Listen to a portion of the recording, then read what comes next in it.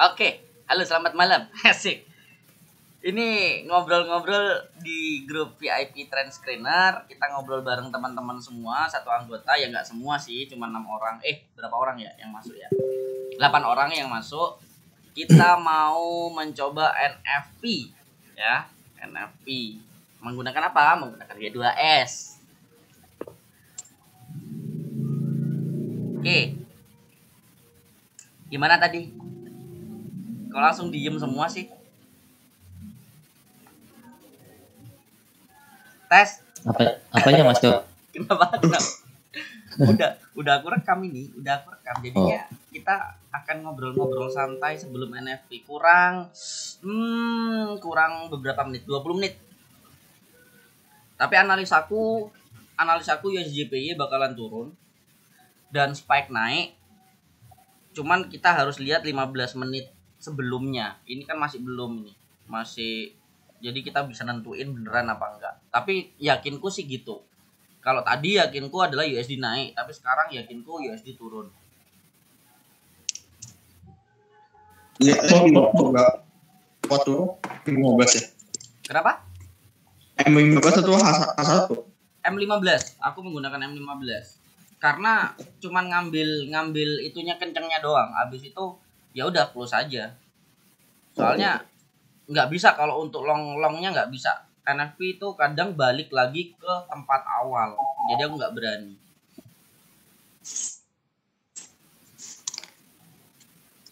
Kayak gitu. Ada 10 partisipan. Silakan. Yang lain juga Mas Agus Dwi, Mas Soleh, Mas Tarobit, Mas Joni nggak usah lah. Udah bosan aku dengernya. Mas Yonatan, Mas Rama, dan yang lain ya, yang lain. Monggo. Boleh tahu dari mana Mas analisanya? Baca newsnya Pak. Aku sama Mas Joni tadi sepakat kita coba pakai yang G2S lama deh. Karena ada 2013 kan. Berhenti aku pakai versi berikutnya atau aku upgrade di 2015. Jadi aku mencoba untuk yang versi lama banget, yang ngerubah dari $100 ku jadi $20.000. Dan ini aku tahu mulai news trennya turun dari mana? Masih tahu newsnya indikatornya? Indikatornya sih aku pakai indikator, aku pakai technical analysis. Jadi benar-benar nggak pakai fundamental, nggak peduli. Nggak pakai fundamental Mas ya? Nggak peduli. Karena pengalamanku yang waktu USD CHF waktu itu 2015 sore hari Februari itu tetap masuk di technical analysis walaupun itu bergerak 3000 pips dalam 5 menit. Kayak gitu. Kenapa aku ngebuang fundamental? Karena ya waktu itu sekencang-kencangnya pun dia berhenti di titik support. Dia mulai di titik resisten, dia mulai turun itu pas di tempat resisten baru turun cus sampai ke support paling bawah. Gitu. Jadi aku pikir pas di resisten kok kalau kita pakai SL walaupun dia salah analisa ya pasti kena close. Kayak gitu kan. Dan dia mulainya juga di support dan resisten, trennya kayak gimana, perubahan trennya. Kalau nggak salah waktu itu ada double top juga, pasti double top. Jadi technical analysis walaupun itu dampaknya dampak fundamental sebenarnya.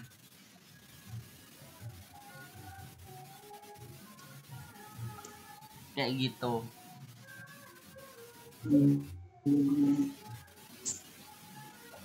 Gimana? Ada yang bingung?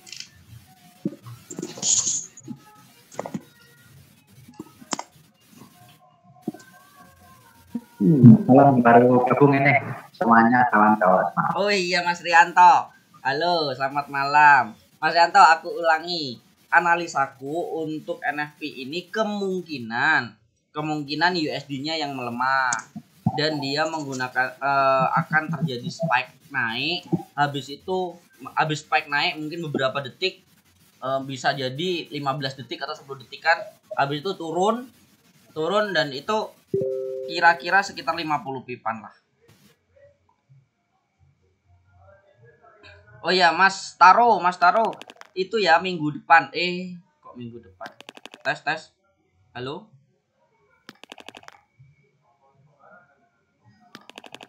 Tes. Aduh, kok connecting.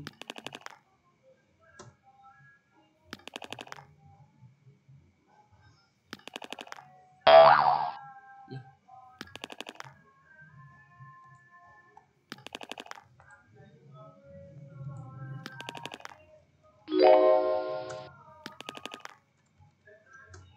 Tes, halo.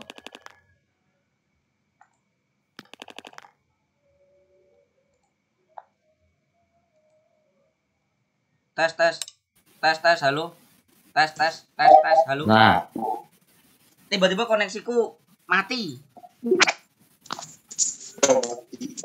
Mas Taro, itu aku ajarin minggu depan ya yang untuk G2S versi lama. Terus abis itu untuk Mas Rianto tadi kan belum dengerin. Aku menganalisa aduh, kenapa sih nih koneksinya?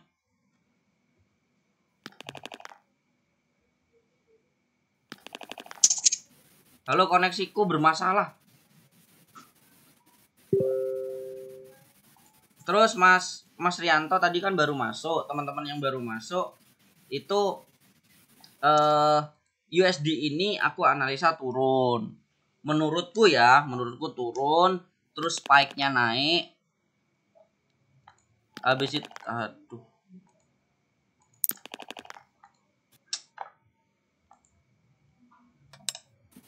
hilang oleh.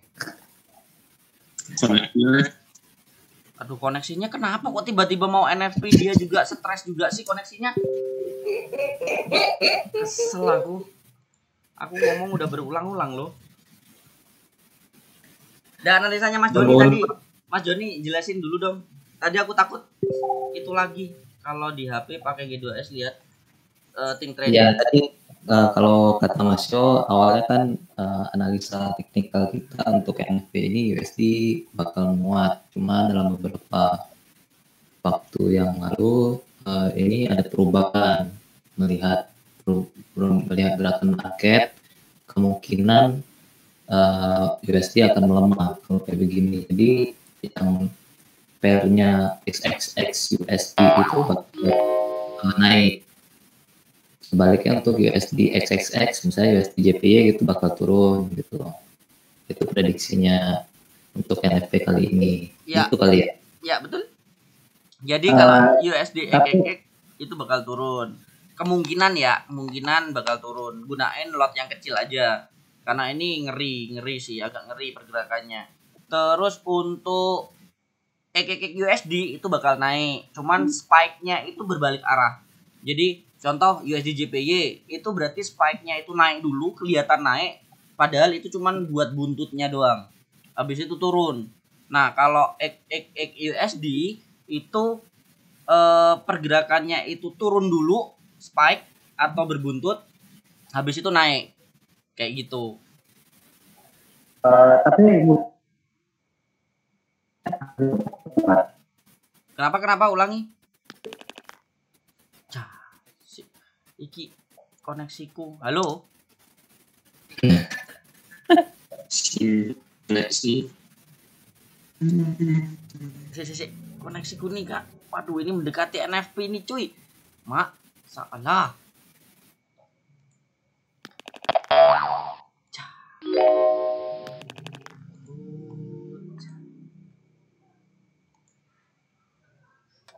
hilang lagi. Gila ini bahaya ini. Ntar aku restart dulu deh. Yuk. Aduh, speedy.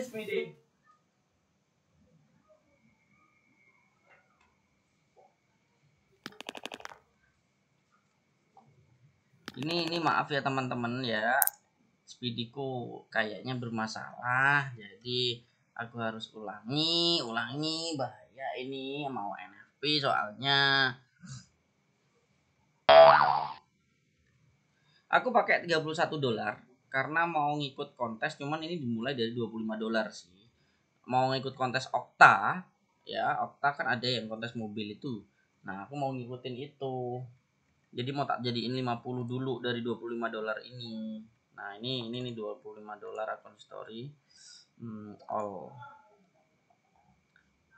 Ah iya, koneksinya kan mati, Bos. Gimana mau mau ngeliatin itu koneksinya mati. Ntar ya.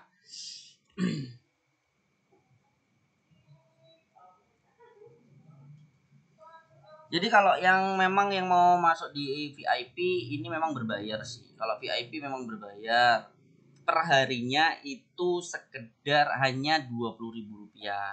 Dan analisanya untuk trend screener ada 10. Jadi ada 10. Nah, kayak gini ada 10. Jadi 10 berarti kalau dihitung per harinya hanya Rp2.000 per pairnya. Jadi per hari 20.000 ya, Rp20.000 per hari gitu. Nah ini udah history udah selesai. Nah deposit 24, sekarang masih profit $7 ya. Ini mau tak bikin kontes gitu. Oke. Terus sekarang gabung di aduh, Telegramku juga mati. Nah, sabar. Gara-gara koneksi bosku, sabar ya.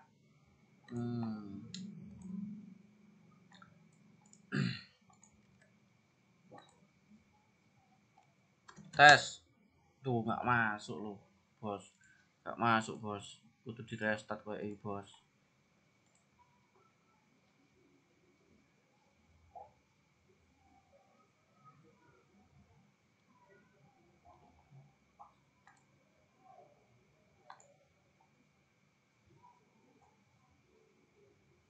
Itu saya turun dong. Tes. Nah, dah, yuk, gas. Oke, Nah ini itu aku lanjutin dulu ya Mas ya. Oke, lanjut dulu. Nah itu biasanya itu nggak konsisten turun gitu loh. Biasanya dia cuma kadang-kadang cuma sampai 5 menit turun terus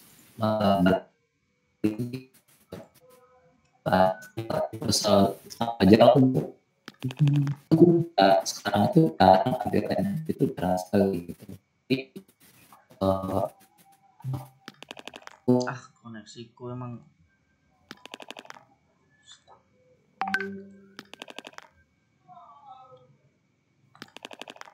koneksiku bos. Wah, salah mau NFT loh.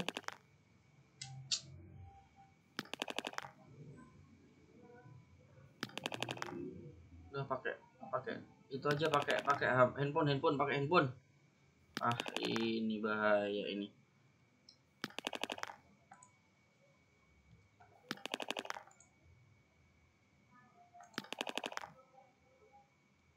Udah pakai handphone. Koneksinya untuk itu bahaya.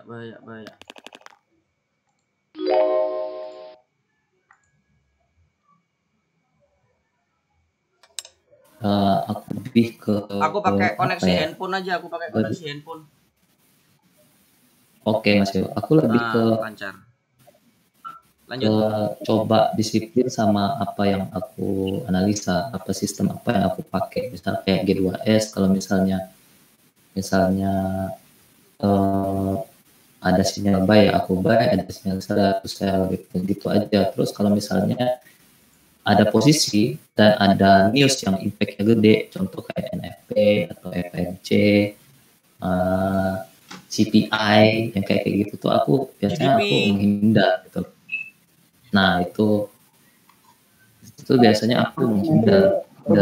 Mas Jo Mas Jo ini kasih ini atau maksudnya news yang kira-kira dampaknya besar ke market gitu. Soalnya saya kan ada. Aku punya yang daftarnya yang impact-nya news itu gede-gede semua. Dalam 1 bulan per pairnya biasanya cuma 1, cuma 2. Jadi itu termasuk GDP, terus cut rate, kayak gitu-gitu. Ada kok. Nanti aku kasih deh. Aku cari dulu, lupa aku tempatnya di mana. Jadi biar nggak kaget gitu. Soalnya kan kalau saat ini cuma ya kayak gini lah, yang ada aja yang kayak pengaruhnya besar. Padahal kan tiap hari kadang ada gitu lonjakan gitu. Iya. Untuk masalah ini Mas Jo, umpama itu kan tadi Mas Jo bilang kemungkinan dia hanya buat spike dulu, tapi kemudian dia akan balik lagi gitu. Nah ini kan namanya seperti itu kan pengaruh sekali ke teknikalnya ini ya, ke candle ya. Jadi otomatis sistem G2S juga kan ikut terpengaruh ketika ketarik gitu, EMA-nya kan otomatis jadi berubah gitu baca itu gimana? Iya, pasti terpengaruh.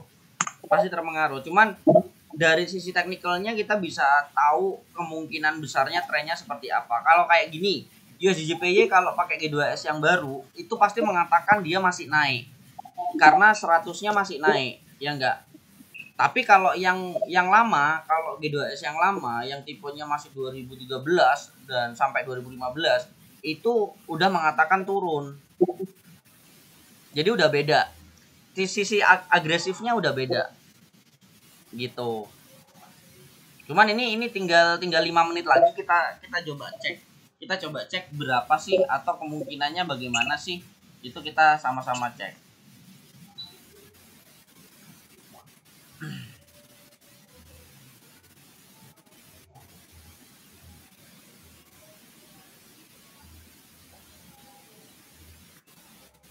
Kurang 6 menit ya, kurang 6 menit. Ini pair apa yang mau dicek dulu Mas Jo, kira-kira yang menarik gitu? Kemungkinan sih kalau aku ngelihatnya USDJPY sih.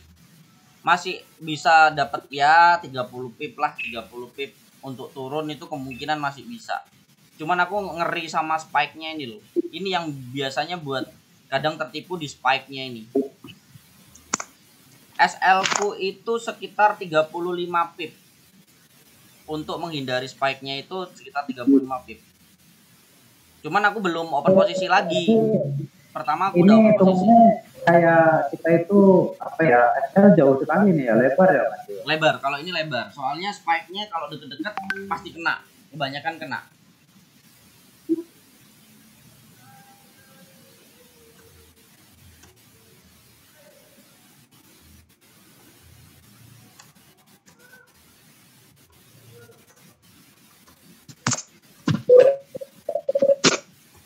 Yang lain ada analisa yang lain nggak? Punya analisa lain nggak, teman-teman? Menurut kalian bagaimana? Atau bagaimana gitu?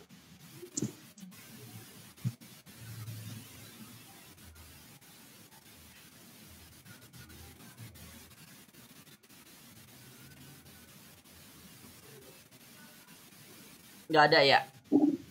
Berarti kita tinggal nungguin ini. Tinggal 3 menit. Enggak 4 menit, sorry, 4 menit.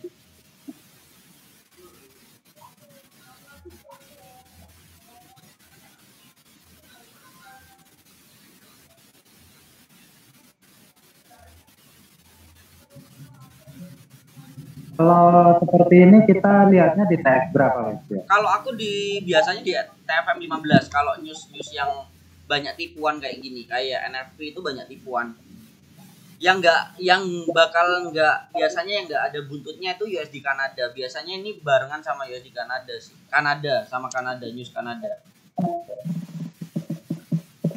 Biasanya nggak berbuntut kalau USD Kanada, tapi kalau kayak Euro USD, USDJPY itu berbuntut. Ada rumor yang open duluan lah, anggapannya kayak gitu biasanya.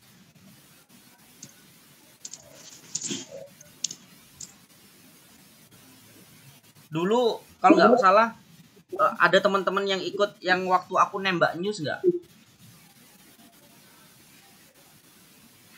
Aku yang ikut. Itu pas gila-gilaan, cuman masalah FBS doang itu open posisi telat.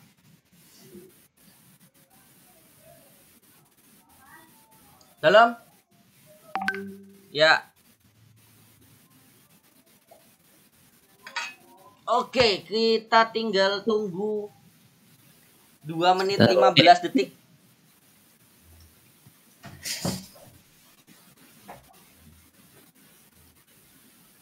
Seperti apakah gerakannya? Kita akan lihat. Tapi kalau memang ikut, gunain lot yang kecil ya, karena memang risknya sangat-sangat bajingan banget ini kalau NFP. Aku nggak nyaranin ikut sih, mendingan ketika nggak ada news sih, maksudnya ya news normal lah. Tapi kalau yang kayak begini, jangan deh. Kalau memang punya mental yang kuat sih nggak masalah, tapi kalau nggak punya mending jangan menurutku. Nggak punya mental kuat, coba aja di demo. Nah, masuk akal. Minggu depan aku ajarin yang G2S versi lama. Terserah kalian. Yang jelas aku buatin videonya step by stepnya. Terus abis itu untuk Zoom-nya kan kita tiap hari Kamis kan, bukan hari Rabu. Hari Selasa untuk yang grup publik hanya ngobrol-ngobrol biasa. Yang Kamis itu baru kita pakai Zoom aja untuk belajar yang G2S versi lama. Tapi kalau video-videonya aku siapin dulu per partnya ya. Kurang 1 menit kita fokus dulu ke trading. Aduh. Ini serunya nih. Kalau news tuh kayak gini nih serunya ini. Agak ngeri gimana gitu. Perhatikan chart masing-masing sama dengerin aja. Perhatikan chart masing-masing. USD udah mulai beranjak naik. Ini biasanya spike gitu loh. Smooth. Nggak tahu, moga-moga aja sesuai. Ya, kurang 15 detik. 15 detik. 13 detik. Wah, udah mulai melebar nih spreadnya. 6 detik. Oh, itu udah jalan. Aku lihat USD JPY loh. Lihat pergerakannya, lihat. Ah, kok nggak gerak USD JPY? Nggak gerak apa dia? Nah, spike naik, aku sell lagi. Spike-nya naik, aku sell lagi. Aku kasih SL, aduh spike-nya tinggi banget cuy.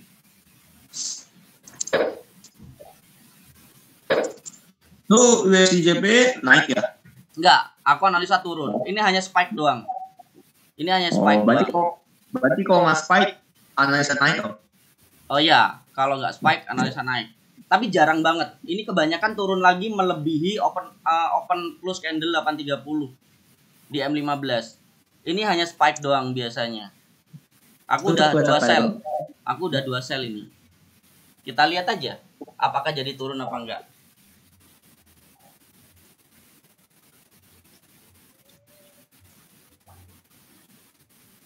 Aku TP di 107.9. Tapi enggak, intinya mendekati itu aku close lah. Enggak usah jauh-jauh. Mantap.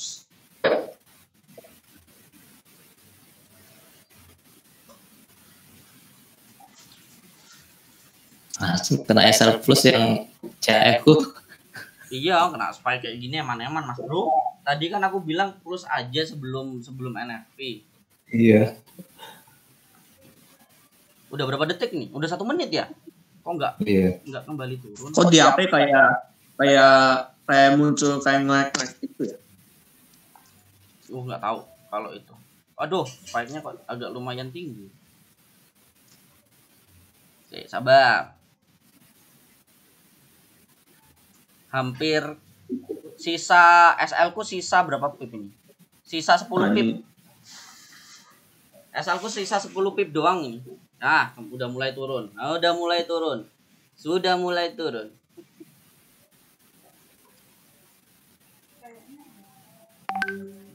Bentar aja.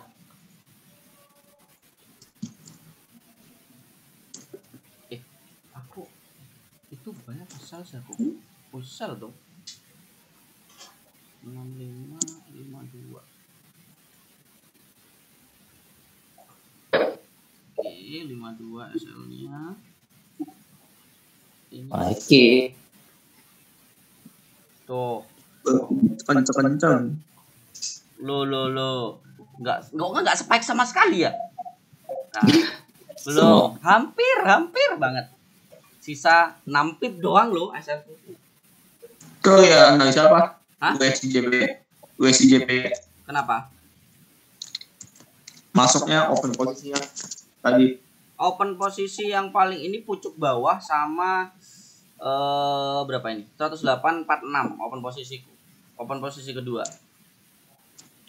Di MP4 di HP kayak kelihatan kayak gap gitu. Iya. Ya di ini aja, di tele aja. Mungkin karena itu apa servernya mungkin. Iya. Aduh kena SL. Iya, mungkin saya pernah nih Okta punya. Nah, enggak sih punya aku Okta juga. Hah? Tapi aman. Kena SL duluan. Aduh. Oh, paling itu yang pakai yang asli punya. Ini paling ini kan yang saya pernah demo punya. Oh, nggak tahu kalau itu. Ais. Jangan bilang kalau cuman kena SL ku doang ya. Wah, itu GU 2 spike tuh. Asem kena SL ku doang loh.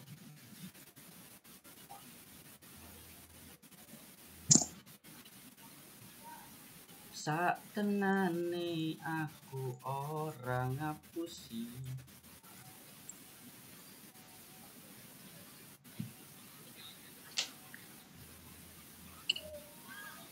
Ini sama sekali nggak ada spike-nya ini. Aku takutnya memang nggak ada spike-nya. Cuman kalau bawah cuman sekitar 10 pip. Aku yakin kurang ini spike-nya doang ini. 4 menit, 5 menit.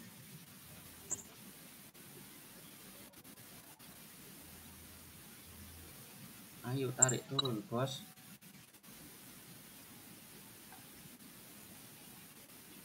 Aku coba open lah satu lagi lah.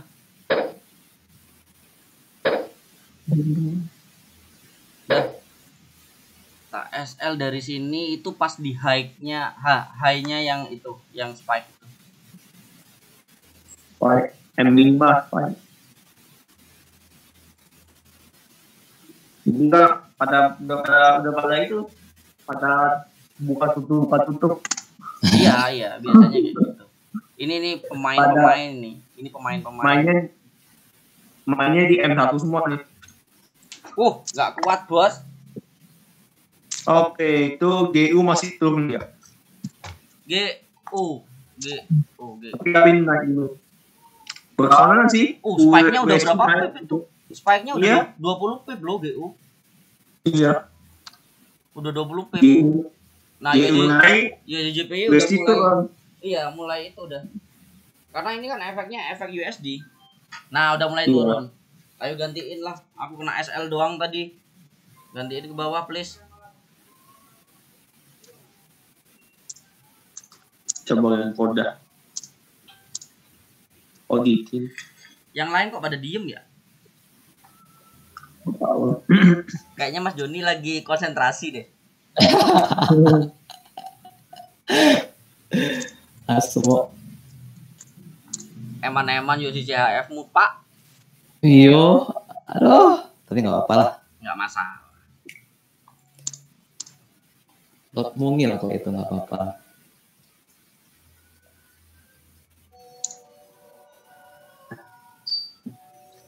Ini sih kalau main NFT di God sih mantap-mantap sedap. Cepet. Jadi kalau di NFT itu kalau kalian tahu dulu, aku cuman pakai modal kecil tapi lot langsung full gitu. Jadi antara sekalian habis atau dapat banyak. Dulu kan nggak Mas, aku pernah nonton teknik NFP-mu yang di M1 itu loh, yang kalau misalnya dia strut ke atas, open kebalikan gitu loh. Iya memang kayak gitu kebanyakan. Dia open kebalikan. Jadi sekali spike-nya itu langsung kita open kebalikannya, tapi spike-nya contoh spike naik itu open sell. Kalau spike turun opennya buy.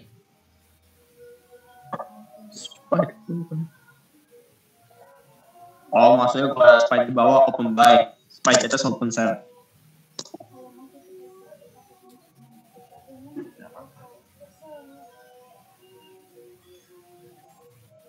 Ini masih bergerak ditarik tapi kok enggak, spike-nya enggak sekeren biasanya ya.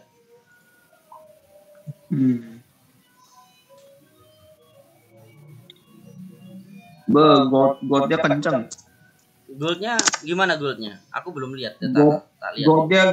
Goldnya udah mau setengahnya ke atas lagi nih. Udah setengahnya. Spike-nya udah di setengah ya. Udah setengah loh. Itu sih yang nggak tutup sih. 50 pip cuy.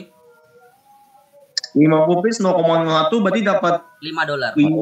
Iya, $5. Kalau Ya, sekitaran 0,1 itulah. 50. Iya. Sekitaran itulah. Gila, kalau orang minta kuat 0,1 aja open di gold udah dapat 50. Wah, aku open 8 lot kok. Tanya Mas Joni. Gila sih, total 12 slot di gold. Gila. Iya 12 lot. 12 lot. Tapi kadang sih kalau orang nggak percaya, kadang kan biasa kalau open gold gede itu banyak orang kirain itu apa akun Demo. yang itu kan ECN gitu, komunikasi yang asli yang USD. Waktu itu aku akun Okta Mikro.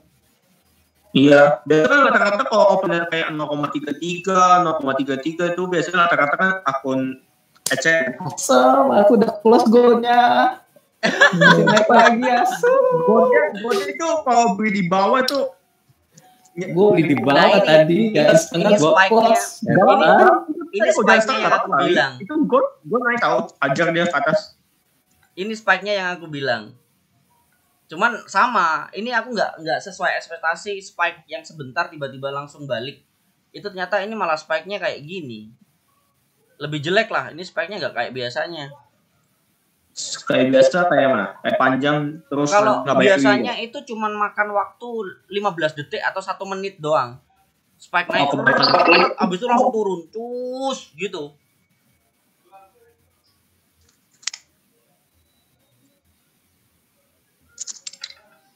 Lumayan ini kalau main gol berarti dari bawah udah buy deh. Iya, kalau gold. GU juga lumayan. gold sih kalau Apa sih? GU itu 23 pip. main gold sih bukanya di M1. Kalau open sale tunggu aja open sale bawah udah main di gold. Gila beneran. Nah kalau kondisi kayak gini biasa aku nggak ikut lagi nih. Aku tunggu aja nanti. Udah kalau cuma open posisi 1 candle 2 candle cukup kali. Kalau Iya. gede. Pipnya gede banget kalau gold mah. Iya, gold sama minyak gede banget. Cukup open 0,1 loh tadi. Asal jalan setengah aku close. Loh, belum plus ya? Udah plus kan tadi? Udah plus. Udah plus cuma masih setengah tadi. Enggak dia Cuma plus. Enggak, cuma dapat 20 pip. Aku close tadi. Dia nih di 25 lah. Nasdaq merahnya panjang banget. Kalau ini mah Lebih kayaknya panjang dari gold. kalau ini kayaknya bakalan sideways deh. Ini candle M15 untuk yang 845 nanti antara ini kayaknya naik tapi pelan gitu. Biasanya USD Kanada. Ini menang di USD Kanada. Iya, USD Kanada tuh lumayan tuh. Iya. Udah hampir balik ya. Iya. 30 pip. Iya, di tempat awal pertama news harganya. Iya kan? Tempat Iya. open. Tapi biasanya kalau kenceng ini enakan main di ini ya, di komoditi ya. Udah jauh banget. Ih. Kok pelan banget ya? Cuma 30 pip loh. Komoditi kan Enggak, maksudnya Oh, ini data pergerakan US kayak bagus loh. NFP kan biasanya kan kenceng kan. Ini cuman 30 pip loh. USJPY 30 pip loh. Udah mulai turun lagi tuh. Balikin lossku. Balikin dulu dikit. data US-nya bagus banget loh. Hah?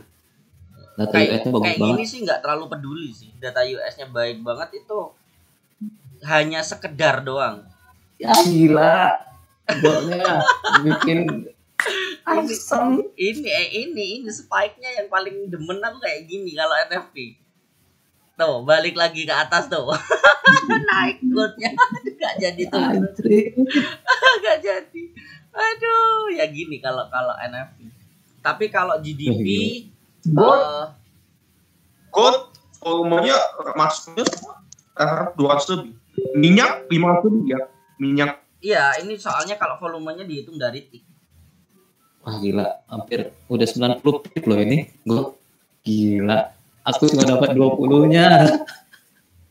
12 171.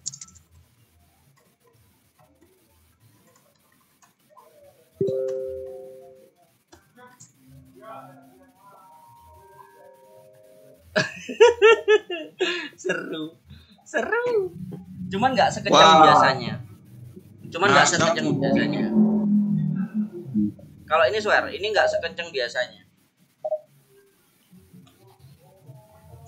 Udah plus punya aku, UJ. Cuman Aku belum UJ. kena SL tadi Cuma agak belum gembos. nutup SL yang tadi sih.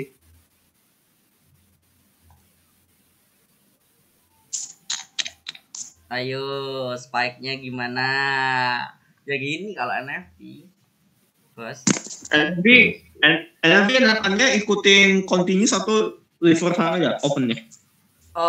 Reversal. Jadi kalau spike-nya pertama contoh jam 8.30. Nah, 8.30 itu mulai baru, abis itu tiba-tiba dia naik, spike naik, itu persiapan untuk sell. Udah gitu aja.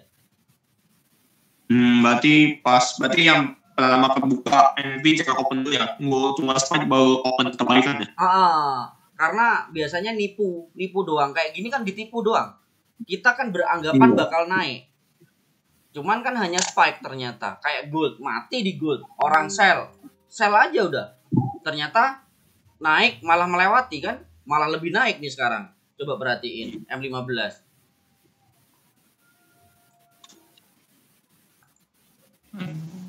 Gila sih. Kalau di sini oke-nya itu di M1 atau M5 ya? Kalau aku sih tetap di M15 karena ngelihat dari pergerakannya tuh kelihatan dorongannya itu udah mulai habis, udah mulai berkurang. Ketika spike naik itu dorongannya itu udah berkurang. Itu aku baru open. Tapi biasanya itu hanya 10 detik doang. Jadi set naik doang, set habis itu langsung tarik turun. Atau set turun, tarik naik. Kayak gitu biasanya. Ini enggak seperti biasanya. Oh, biasanya cuma 10 detik habis itu langsung naik gitu ya? Iya. Kalau naik 10 detik habis itu langsung turun. Kayak gitu. Ini tadi berapa detik? Ini paling Ini 30 lebih detik. dari 15 menit. Ini lebih dari 10 menit dia spike-nya. Itu 100 Oh. pip. Oh iya kan ya. Mas Doni marah-marah. 0,10 loh. Aku opennya. Gila. Hah? Gimana? 0,10 di goal aku open. 0,1. Tuh, Iya 0,1. profit tuh enggak? Dapat 20 pip aku. Lumayan baru 20 pizza. Iya. Lumayan. Tapi ini juga 20 doang tak? Iya, 20 doang. Cuma ini Jauh 100 pip ini jalannya. Ini ya, Lumayan. kasih tahu ya. Kalau NFT kayak gini ciri khasnya. Tapi kalau GDP, contoh GDP itu kayak GBP USD. Nanti di GDP-nya itu GBP. Itu nggak ada namanya spike. Terus abis itu kalau FOMC itu cari yang ada namanya cut rate. Jadi kalau FOMC di bawahnya itu news-news yang merah-merah juga kan banyak kan itu daftarnya kan pas NFP pas FOMC. Nah, kalau seumpamanya di FOMC itu hanya meeting minute tanpa ada cut rate, itu pelan gerakannya. Tapi kalau ada cut rate ditambah meeting minute FOMC itu kenceng dan dia kadang berbuntut, kadang enggak. Dan terus paling enak kalau FOMC biarin dia gerak dulu kemana arahnya. Setelah beberapa menit gerakan itu kembali ke tengah. Biasanya dia bentuknya kayak dia turun nih dari 10, contoh ya, price 10 ke price 20. Nah, dia biasanya bergerak ke price 15. Nah, di 15 itu ikutin arahnya. Jadi kan gerak naik ke 20, dia kembali turun ke 15. Nah, itu open buy. Juga sama ketika dia keadaannya turun. turun itu contoh dari 20 turun itu tiba-tiba spike kenceng banget ke 20 ke 10 serut. Nah dia balik dulu ke 15. Nah itu open and sell ngikutin, itu FOMC, ciri khas FOMC. Tapi kalau ciri khas NFP dia kayak gini, naik dulu untuk nipu orang-orang buy dulu baru diturunin di sell kayak gitu. Itu ciri khasnya. Kalau GDP terus CPI itu searah. Jadi searah maksudnya ya sekali gerak ya udah gerak, nggak berhenti gitu. Kalau RBA itu Australia itu pas pagi hari itu biasanya berbuntut juga. Cuman aku jarang ngikutin RBA sama punya New Zealand. Itu biasanya kenceng banget pagi. Kalau pas RBA kayak gitu. Yang open gold kasihan ya. Langsung 120 pip loh, aku cuma dapat 20 pipnya, 100-nya hilang. Ya nggak apa-apa di sini kan yang penting dapat. Enggak ada artinya kok. Dulu kan kalau pantengin chat, kalau sisa berapa itu tunggu aja kalau komentar. Soalnya gini, soalnya aku kan biasa ikut FOMC itu nggak kayak gini gerakannya, makanya aku tuh 20 pip ya udahlah aku close aja. Kalau FOMC itu biasanya zrut gitu loh. Iya, ini gerakannya ini pelan, gitu. Ini pelan banget. Enggak. Oh, siapa itu dapat pucuk? Mas Taru dapat pucuk, cuy. Di sel pucuk loh. Aduh, gila. Tapi kayaknya ya kalau memang ini berkisaran contoh ini 8 itu ke 9 tetap seperti ini nggak turun, itu mending close aja. Jadi kayak gini nih persiapan close aja. Cuman kalau berani ya nggak apa-apa karena kayak YOSHIJPY ini analisaku memang masih turun. Dan kalau dari buntut, kalau kalian pernah ngikutin aku ngasih tahu buntut panjang ke atas itu menandakan sellernya udah pada masuk, buyernya itu kalah. Biasanya kalau panjang banget itu kayak gold, itu kan panjang banget tuh. Panjang banget ke bawah itu biasanya naiknya lumayan itu. Biasanya cuman ya enggak selalu sih. Cuman hampir 95% lah. 95% kalau kalian lihat chart yang bener-bener buntutnya panjang itu kelihatan banget. Kalau kita lihat gitu panjang ke atas itu biasanya turun. Biasanya kayak gitu.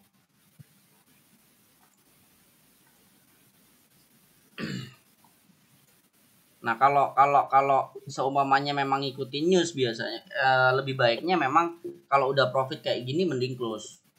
Udah hampir ke jam 9.00 gitu close aja karena ya ini kan sekarang juga Jumat, besok udah libur. Jadi ya udah cukup aja gitu. Tadi aku ya main eman kena SL dulu kan ya. Aku juga ya. Kalau kamu kan SL-nya masih plus, aku minus kok. Enggak, di uji aku minus, Mas. Oh, minus. Uji aku minus. Sama open lagi jadinya. Ini agak ngeri gimana gitu. Spike-nya ya cuman ya ini balik-balik ke price awal sebelum news. Udah enggak sebenarnya enggak ada efek apa-apa kalau NFP. Dia cuman ngefek spike doang, habis itu ya udah selesai. Kayak gini aja udah biasanya yang dulu-dulu kalau aku ngebom itu ya yang penting udah dapat udah selesai. Tutup chart. Enggak aku terusin open posisi.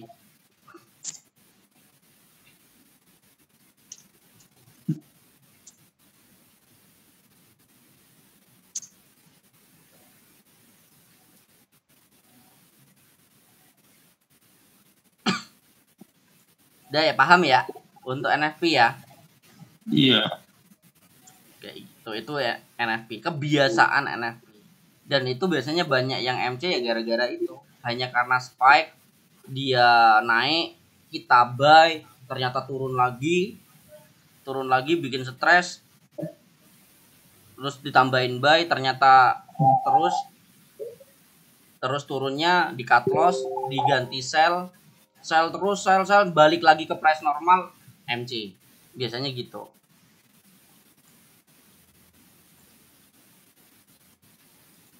Dari price normal aja UJ hanya sekitar 8 pip. Ya sama kayak pergerakan normal kan. Satu Iya, nggak candle. ada efek. Nggak ngefek-ngefek banget lah. Nggak ngefek-ngefek sebenarnya. banget. Cuma orang kebanyakan trading yang ngambil spike-nya itu. Ngambil spike-nya doang. Kalau yang news kayak gini spike-nya doang.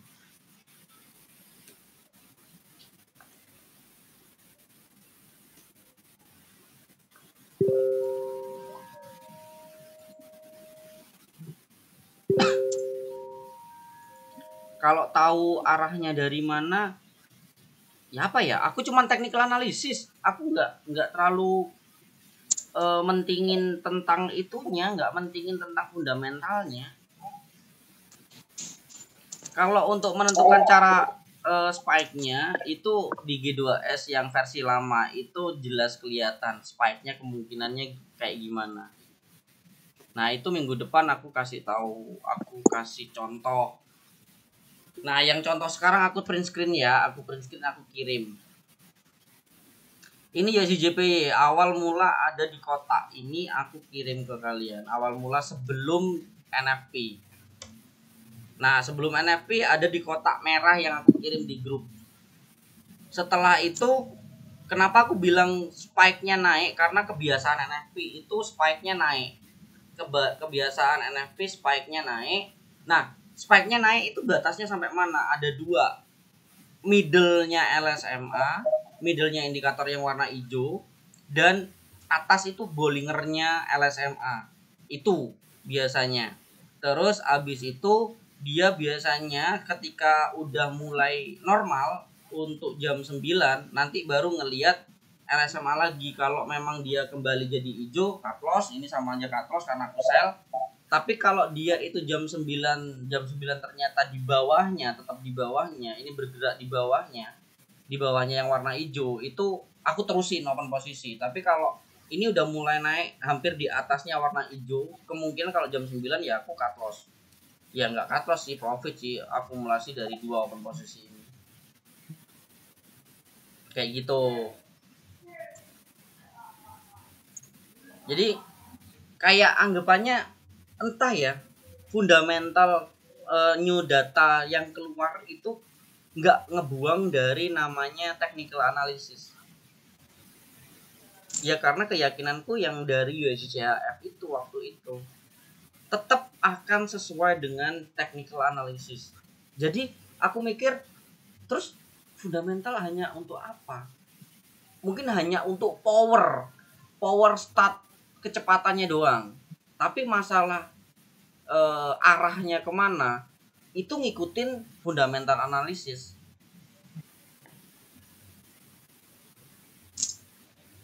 Kayak gitu. Gimana? Menegangkan.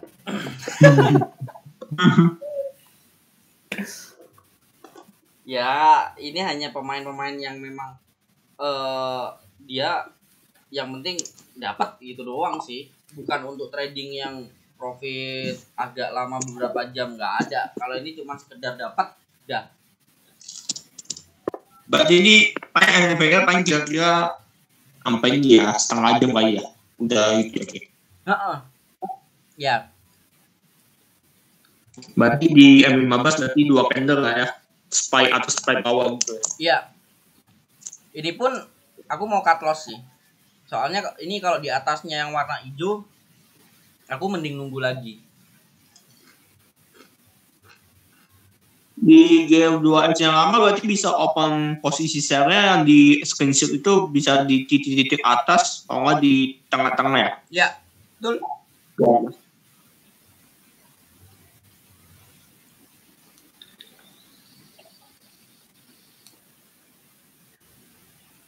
Kayak gitu. Jadi nggak tahu G2S yang versi lama yang dulu aku pakai itu bisa kayak agresif banget. Jadi ngasih tahu tempat-tempatnya itu agresif banget. Kapan sell, kapan buy-nya itu cukup cepet banget untuk ngasih tahu. Dan itu akurasinya tinggi banget. Tinggi banget. Terus itu yang di kotak merah itu apa? Buat tap profitnya atau Enggak. apa? ngasih tahu kalian kalau itu pergerakan sebelum NFP. Oh, sebelumnya. Oh iya. Mm-mm. Berarti setelah ini berarti atasin itu ya. Iya, karena aku nebak dia bakalan spike itu antara titik-titik di tempat titik-titik atau di tengah atau middle LSMA. Nah, untuk tahu menebak di mana spike-nya, aku menggunakan ini. Terus SL-nya berarti ya atasnya ini dong. Weak-nya. Sebenarnya aku di atasnya yang titik-titik hijau yang putus-putus itu di atasnya itu karena ternyata dia lebih dikit. Jadi kena SL dulu aku. Aku open lagi kan. Tapi biasanya kalau pantulin chart berarti rata-rata orang ini nggak pakai SL ya, nggak pakai TP, tinggal potong-potong aja. Kalau itu terserah masing-masing sih. Kalau aku nggak bisa, aku lebih baik pakai SL. Sekarang aku hitung yang waktu USDHF itu kalau kita modal 1000 pakai 0,01 aja habis kena itu. Karena itu aku ngerasa ngeri. Open posisi tanpa SL itu ngeri banget. Itu dana segitu aja 0,01 bisa MC loh yang USDHF dan itu biasanya per 2 yang tahun crash dulu sekali. ya Mas Bel? Hah? Yang crash dulu ya? Iya, yang crash waktu dipindahkan ke CHF semua uang orang yang gede-gede dipindahkan ke Swiss semua. Jadi USD CHF itu turun jauh banget 3000 pip. Tapi kalau biasanya kayak gini nggak bisa pakai ini ya, pakai sistemnya hedge fund punya. Yang mana? Hedging yang Rocky punya. Jadi misalnya kalau turun sell, terus nanti naik atas buy. Jadi atas bawah gitu. Ya bisa. Buy mata. Bisa. Cuman kan aku nggak memberikan saran untuk menggunakan hedging. Tapi kalau menggunakan hedging punya jangan ya. Nggak pusing. Nggak bagus ya. Kamu bakalan pusing. Ketika kamu udah terkunci, kamu akan bingung mana dulu yang di close. Jadi sama aja kayak mikir 2 kali. Kalau pakai SL ya mikir sekali open posisinya kapan, kena SL udah. Tapi di locking itu mikir 2 kali. Dimana kita udah open posisi buy, terus ternyata turun kita sell, udah clocking. Kita harus mikir lagi gimana close-nya ini. Close dua-duanya ya kenapa nggak pakai SL aja? Kemakan sama spread kalau semuanya hedging. Kalau semuanya kita lepas ternyata makin turun gimana? Kalau kita lepas ternyata makin naik gimana? Yang bener yang mana yang harus di close? Itu kan kita harus mikir lagi daripada kita menggunakan SL selesai kena SL selesai udah kita mikir hanya untuk analisa open posisi berikutnya tanpa harus memikirkan close-nya yang mana dulu, yang dibiarin yang mana dulu. Kayak gitu. Ini udah jam 9 lewat 1 menit dan dia di bawah indikator 1D LSMA yang hijau. Jadi ketika di bawah ini aku biarin dia sell.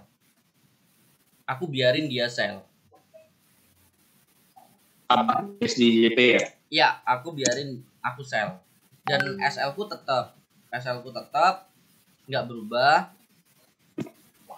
Karena aku ngikutin yang G2S-nya. Itu G2S kayak SMA ya? LSMA.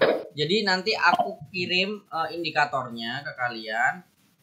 Terus sama template-nya biar nanti kalian nggak usah bingung untuk itunya apa pengaturannya. Tapi aku nanti di video juga aku jelasin pengaturannya ini mau tak SL plus dulu karena ya koneksiku ya nggak bisa di SL plus juga ya koneksiku. Halo tes dengar nggak suaraku? Ya.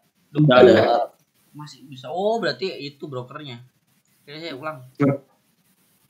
Dia pending. Itunya pending. Kataku koneksiku mati lagi padahal aku udah pakai koneksi handphone ini bukan koneksi wifi tadi error. Nah udah SL plus dua-duanya. Nah aku kasih screenshot ke kalian alasanku kenapa di bawah 1D itu yang mana sih. Close-nya itu yang 1D itu yang hijau, yang warna hijau. Jadi aku kasih warna kuning, garis kuning itu yang ketika di atasnya garis kuning aku itu cut loss total, tapi kalau tetap di bawahnya garis kuning itu aku terusin sell. Nah, udah aku kirim di grup. Coba perhatikan. Itu garis yang biru. Kalau yang garis yang biru itu periode 4 jam. Jadi perhitungan linear regression per 4 jam. Dan ini Itu apa? itu 4 jam. Itu 4 jam. kuning. Kalau M15, kalau dihitung secara periode normal moving average, kalau M15 4 jam berarti kan ada 1 jam aja ada 15 menit 4 kali. Berarti kalau 4 jam berarti 4 kali 4 8. 8. Kok 8? 16. Berarti periodenya itu periode 16 moving average tapi menggunakan perhitungan linear regression, bukan simple moving average, bukan. Nggak ada di MT4, nggak ada linear regression. Itu linear regression yang garis-garis putus-putus sama yang garis yang kuning biru itu ya? Yang SMA. Ya kan? Yang putus-putus itu adalah punya LSMA yang warna hijau. Dia anggapannya Bollingernya, deviasinya. Terus ini semua garis di satu ya?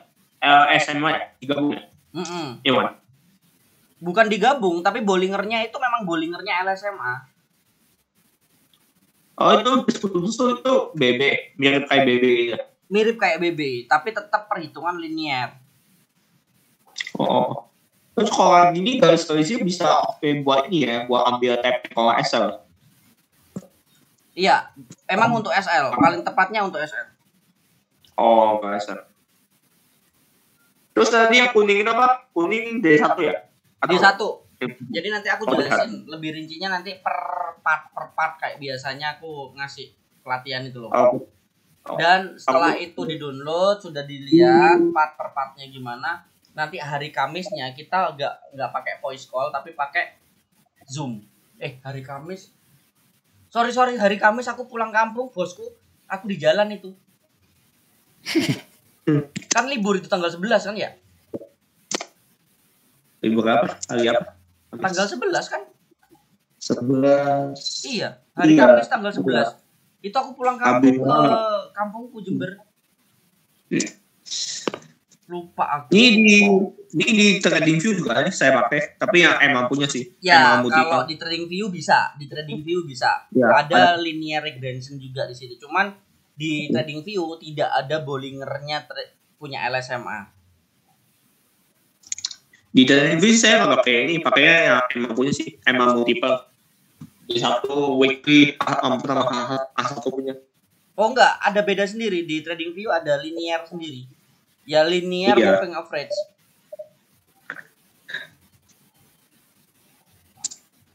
Cuman dia periodenya sesuai dengan periode kayak SMA pada umumnya.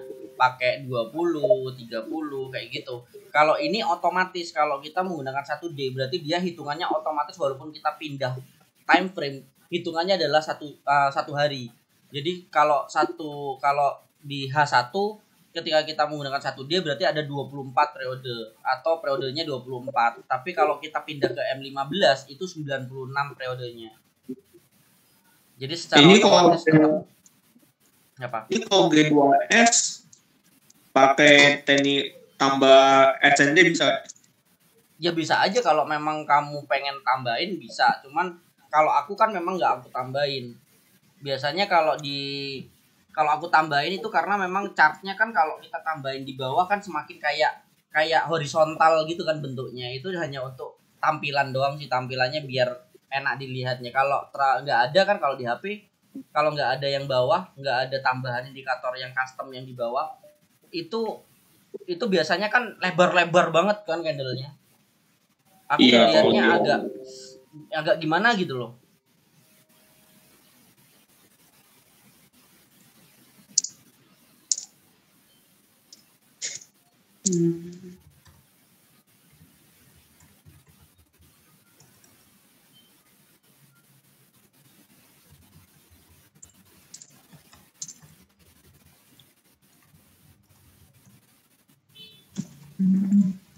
Oh ya Mas, itu yang GC itu gua ke Indo punya. Yang mana? Iya Indo. Cuman aku nggak terlalu suka sih. Makanya aku bulan depan itu aku mutus kontrak sama GIC Emang? 8. Dia ini ya minimal itu 0,1 ya. Iya, minimal 0,1. Terus abis itu lotnya 0,1, leverage-nya 1/200. Terus modalnya pasti nggak mungkin kalau 500 mah ketahanan mati kamu pakai 0,1. Emang deposit minimal 500, bukan Kayaknya 1000 sih ya? 500. Entah 1000 ding ya. 1000 ya normalnya 1000 kayak. 1000. Rata-rata Indindo 1000 deh. 1000. Cuman ya gitu kan ketahanannya kan kecil banget gitu loh. Jadi Iya, aku kayak ngebawa broker itu untuk memang sih aku dikontrak, tapi rasanya untuk bawa broker itu kayaknya beban banget gitu loh. Maksudnya ya aku ngajak orang trading di sini dengan deposit 1000, lotnya 0,1, sama aja aku ngajarin mereka untuk high risk lah. Kayak gitu. Jadi aku nggak serk aja gitu loh. Aduh, mending yang nyoba yang belajar ya udahlah belajar $100 lah, $100 itu masih worth it lah, nggak terlalu. Tapi kalau namanya belajar tiba-tiba $1000 kan, terus tiba-tiba ada apa-apa kan, aku yang ngerasa janganlah gitu loh. Aku nggak berani. Ngomong-ngomong ya JJPY udah turun ya. Aku ngelihat goldnya temanku ah. Oh nah, goldnya temanku naik analisanya. Hebat. Temanku analisanya hebat, goldnya naik bos.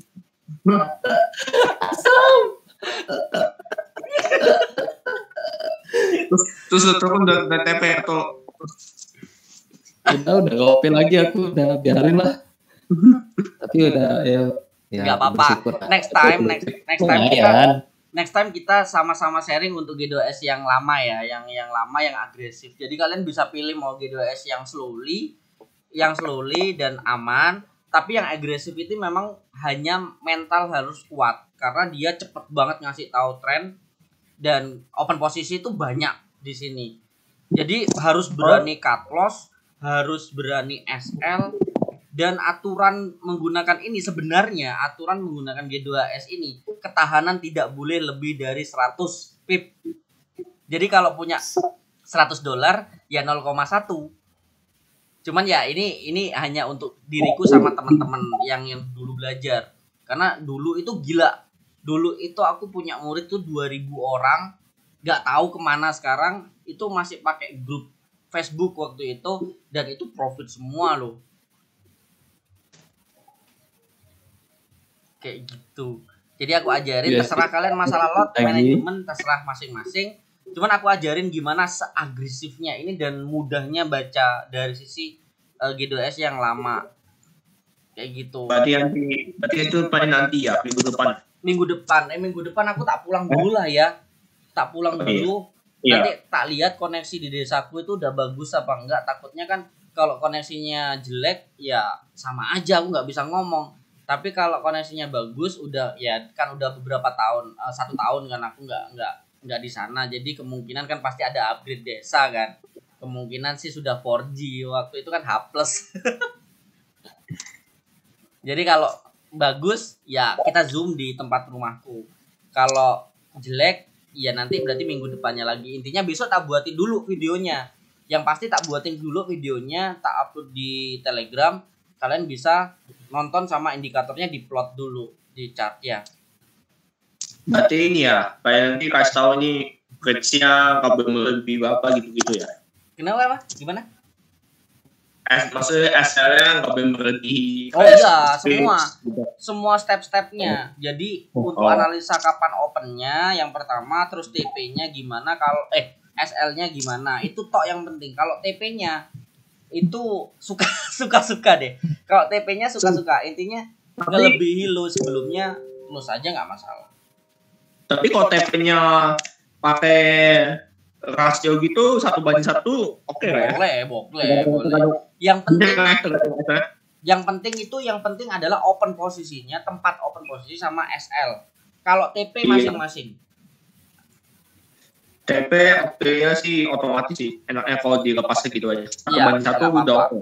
Paling 1:2, satunya itu ya masih oke. Jadi ingetin aku hari Minggu buat video. Jadi biar nanti aku nggak lupa.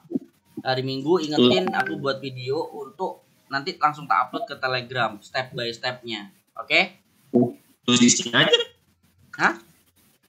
Minggu buat video dan upload. Ya intinya itulah. Intinya Minggu itu aku buat video satu contoh stepnya untuk mengetahui ini dulu, kan ada 3 sama kayak G2S yang baru itu ada 3 indikator. Nah aku jelasin step-stepnya dulu, langsung aku upload, selesai aku langsung upload gitu aja. Oke? Ini G2S lama nih lebih agresif atau lebih slow?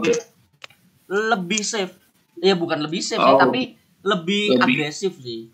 Kalau safe-nya sih yang baru, yang lebih safe itu dan bisa karena yang baru itu upgrade-nya itu kan karena bisa digunakan di handphone juga. Kalau ini kan nggak bisa, hanya laptop doang. Di handphone harus menggunakan nanti coba tak cari ke tapi nggak ada Bollinger-nya itu doang sih. Bollinger yang LSMA-nya nggak ada. Jadi tak coba, aku pengennya sih nanti tak coba dilihat di TradingView, tak cari dulu bener ada nggak gitu. Kalau ada ya berarti pakai HP TradingView bisa. Namanya LSMA ya? Kayak punya orang punya ya? Buat biasanya? Ya bukan sih? Kalau LSMA ini kan hitungan statistika aja. Simple moving average kan hitungan rata-rata. Kan gitu. Itu cuman dijadiin TradingView namanya juga sih? Linear sama. regression. Iya, sama. Di TradingView namanya juga linear regression. Ada kok. Ada. Cuman Bollinger-nya yang nggak ada, linear regression yang Bollinger-nya nggak ada. Oh iya. Itu nggak ada, yang Bollinger-nya nggak ada. Oke, gitu aja ya. Ya. Oke, terima kasih. Mas Joni, semangat tetap goldnya ya. Open posisi jangan di-close. Web di loh, balik lagi loh. Asem. Malah semakin banyak ya. Iyo. Ya udah kalau gitu. Terima kasih. Selamat malam teman-teman. Itu ya untuk Thank you. ilmu NFP-nya ya. Semoga bermanfaat. Yo, thank you. Oke, yuk.